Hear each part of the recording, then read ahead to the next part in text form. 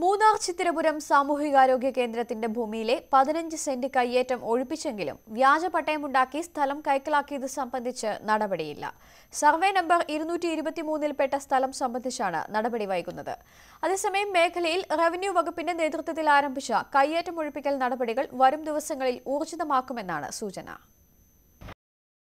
ചിത്തിരപുരത്ത് സാമൂഹികാരോഗ്യ കേന്ദ്രം തുടങ്ങാൻ 1965-ലാണ് KSEB 14 ഏക്കറോളം വരുന്ന പട്ടയസ്ഥലം വിട്ടു നൽകുന്നത്. സർവേ നമ്പർ 222-ൽ 10 ഏക്കർ 98 സെന്റും നിലമെന്ന് റവന്യൂ രേഖകളിൽ രേഖപ്പെടുത്തിയിരിക്കുന്ന സർവേ നമ്പർ 223-ലെ 2.5 ഏക്കറോളം ഭൂമിയുമാണ് നൽകിയത്.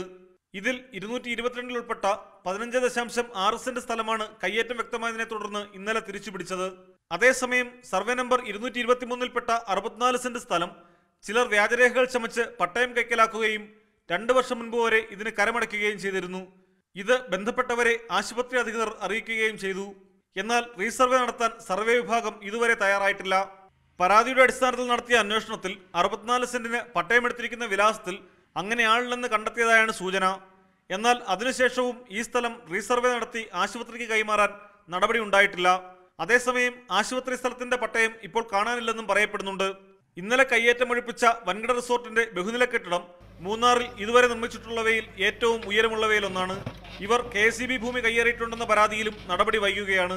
ഇതടക്കം ചെറുതും വലുതുമായ 100 കണക്കിന് കയ്യേറ്റങ്ങളാണ് മൂന്നാറിലുള്ളത്. സബ് കളക്ടറെ ചൊല്ലി പ്രാദേശിക രാഷ്ട്രീയ കക്ഷികൾ ഉയർത്തിയ വിവാദത്തിന് ഒരു പരിധിവരെ അറുതിയായതോടെ വീണ്ടും ഒഴിപ്പിക്കൽ നടപടികൾ ഊർജിതമാകുമെന്നാണ് സൂചന. ചില വൻകിട കയ്യേറ്റക്കാർക്ക് ഉടൻ തന്നെ നോട്ടീസ് നൽകാനും നീക്കമുണ്ട്. മൂന്നാറിലെ കയ്യേറ്റങ്ങളുടെ വ്യാപ്തി ഞെട്ടിക്കുന്നതാണ്. അവ ഒഴിപ്പിക്കാൻ ആർജവമുള്ള നടപടികളാണ് ഇനി ആവശ്യം. മൂന്നാറിൽ നിന്നും ക്യാമറാമാൻ അനിൽ നീലേശ്വരത്തിനൊപ്പം പ്രദീപ് സി നിർമ്മൺ, News 18.